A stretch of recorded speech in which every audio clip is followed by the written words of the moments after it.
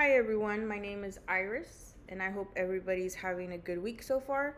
And this is week's 3 discussion. And in our discussion, we were supposed to describe, what we took away from the resources provided on what formative assessment is and what summative assessment is. So I will begin with formative assessment.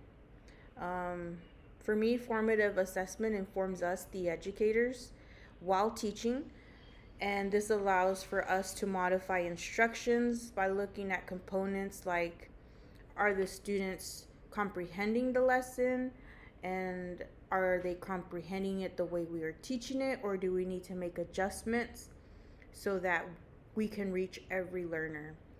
And for me, formative assessment can be done prior to the lesson, to tap into their funds of knowledge to see what they already know. And we can also do this at the end of a lesson plan, to see if they comprehended what we just went over. There's many forms of formative assessment. We can do things like the exit ticket for checking for understanding. We can also, ask the students verbally and for them to verbally respond. This can be done, after a reading, a lecture, and we can verbally ask them so that we know if they comprehended the lesson or not.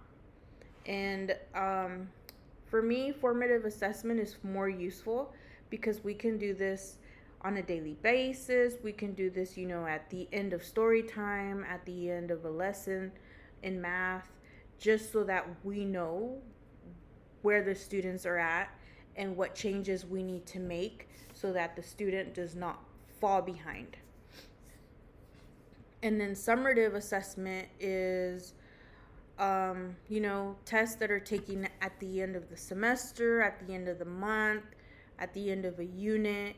And examples for summative assessment I can think of is, the high school exit exam. It tests them on a variety of things that they've learned throughout their educational journey. And it's done at the end of a specific time frame, like the end of the semester. And this helps us gauge whether the student has learned or not. Another example of this I can think of is iReady. It takes what the student has learned from the beginning of the year up to that point, and it tests them on their overall knowledge of it. I personally see myself using formative assessment more in my classroom, only because it gives me insight on what the learner is learning on a daily basis. That way, like I said earlier, the student doesn't fall behind, and we can get all the students to the end goal, which is, to move on to the next level, whether it be first grade or second grade, and so on.